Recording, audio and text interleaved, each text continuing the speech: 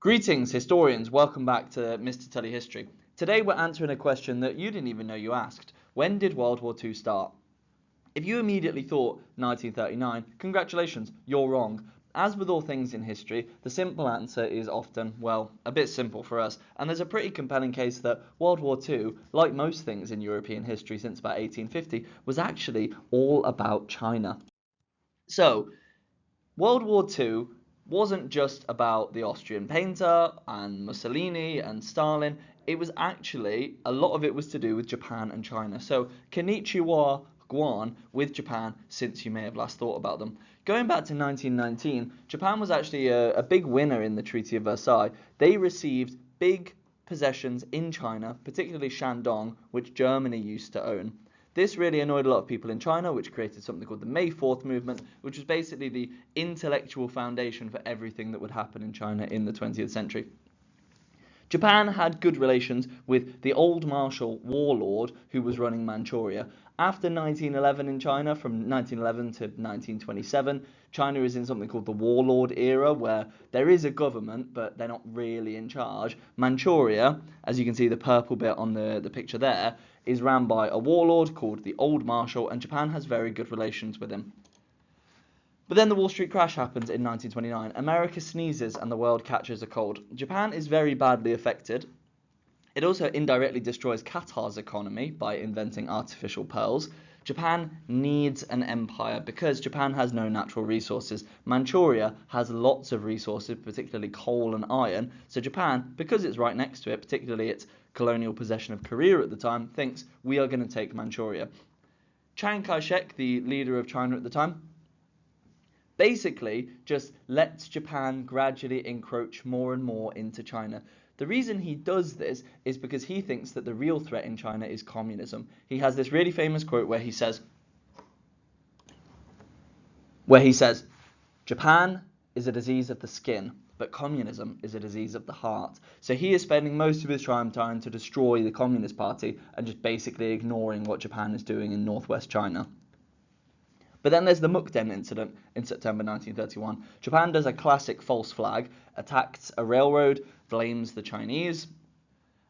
They then say that Japanese interests and people are threatened by the people of Manchuria, so they create a puppet government called Manchukuo, and they put Pu Yi, the 2-year-old Qing emperor, they put him in charge of a fake government that's really just a Japanese colony. 70,000 troops then march on Shanghai. They're not satisfied with just Manchuria. They want a little bit more. But then there is an armistice on the 3rd of March. The Treaty of Tangu confirms that Manchuria no longer belongs to China. It is now the puppet state of Manchukuo. After the Long March, which was Chiang Kai-shek's very sincere attempt to destroy the Chinese Communist Party, Chiang Kai-shek is actually kidnapped by the old marshal's son, known as the young marshal. And what they do is they kidnap Chiang Kai-shek and they say, bro, you need to do something about Japan. Japan is trying to colonize your country and you're too busy chasing Mao Zedong and his 50 book club followers all through the country. Speaking of Mao, Mao finds out that Chiang Kai-shek has been arrested and he says, just execute Chiang Kai-shek. He has ignored the fact that Japan has invaded our country. He has committed treason against the Chinese people. Execute him. And they're about to. But the phone rings and it's Joseph Stalin. Joseph Stalin, you could not make this up, says, do not kill Chiang Kai-shek. You are not allowed to kill Chiang Kai-shek. And then a second united front is created. So, skipping ahead now to 1937, this is when World War II really starts. The war begins in 1937. Long term, this leads to the communists taking over China. You can watch my other video about that. Short term, it creates a massive amount of suffering in China. It is unbelievable what happens in China because of this. And the medium term, this is the reason that World War II happens. World War II is not a world war if it only happens in Europe. This is the start of World War II. So Japan wants Manchuria. Chiang is still convinced that Japan is a bigger threat than communism. Chiang has finally been convinced that Japan is a bigger threat than communism. The whole Joseph Stalin saving his life thing might have helped a little bit. There's something called the Marco Polo Bridge Incident, 7th of July 1937. There's a brief skirmish between some troops outside of Beijing.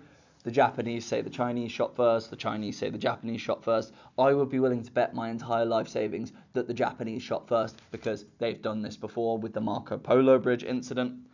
On the 26th of July 1937, Japan orders all Chinese troops to leave their capital. This is comparable to the Austro-Hungarian ultimatum that they gave to Serbia. You know, they said the whole Serbian government needs to leave Serbia. It was one of those things where, you know, put down the gun or I'll shoot you. They were looking for an excuse to go to war without looking like they'd started it. Chiang finally refuses a Japanese threat and World War II begins. And look, it could have gone better at the start, because Chiang does accidentally bomb the wrong part of Shanghai. Maybe it was the weather, maybe it was just faulty intel, but he kills a few thousand of his own people to begin with. Japan do try and capture Shanghai, and it goes really, really badly. 250,000 people are killed in the first Japanese invasion. Chiang retreats from his government. He retreats from Shanghai and hunkers down in Nanjing, which is the capital of China at the time. And then, switching tone very quickly here, the Nanjing Massacre then happens. So Chiang's army flees Shanghai, flees Beijing, flees Nanjing, and then goes to Wuhan to stop the Japanese from taking over the whole country. He leaves Nanjing in charge of an ex-warlord. He says, you need to protect this from the Japanese invasion. On the 13th of December, Japanese enter the city. Without going into too many details, this is an awful atrocity. Between 80,000 and 300,000 civilians are killed in one of the most bizarre things in history. The only reason that even more civilians don't die is because there's a few Nazi businessmen there and they create a Nanking safety zone, saving nearly 200,000 people's lives. You know things are bad when the Nazis step in and say, calm down. The leaders of the Japanese army are later executed for war crimes and crimes against humanity for what they did in Nanjing, except the Prince of Japan, who is granted immunity for testifying. Japanese historiography suggests that this didn't even happen. It's all communist propaganda. This is actually a massive sticking point in Sino-Japanese relations today, particularly the fact that Japanese prime ministers regularly visit a shrine to the Japanese soldiers who died during the invasion of China. So, World War II, the Second Sino-Japanese War, it begins with the Marco Polo Bridge Incident, and it's going really badly for China to begin with. They've abandoned their capital, 300,000 civilians are killed, and then they ultimately retreat to Chongqing, this red part on the map here. In April 1938, a few months after the Nanjing Massacre, one of Chiang's generals actually secures the first victory of this whole campaign. But Chiang immediately is threatened by the fact that one of his generals is successful, and he spies on him and demotes him. This will basically helps to explain why things are going so bad for China, is because Chiang Kai-shek is a legal moron. Every opportunity he squanders, so many people are desperate to help him, and he just refuses help every single time. The National Republican Army is desperate. To stop Japanese from capturing another train station, this is brutal really. The dikes, the dams holding the Yellow River, they destroy them. About 4,000 villages are destroyed. Tens of thousands of people are killed here. Mao Zedong puts Chiang Kai-shek on trial in absentia for, war crimes here for this. You can tell that they're desperate. Stalin and the Red Army then help in Manchuria. I told you this was World War II. But the only reason that World War II doesn't start in 1938 is because Stalin then says, actually, I'm going to be neutral, because he's just signed the non-aggression pact with Nazi Germany, which I'm sure will work out really, really well for him. Wuhan is then captured.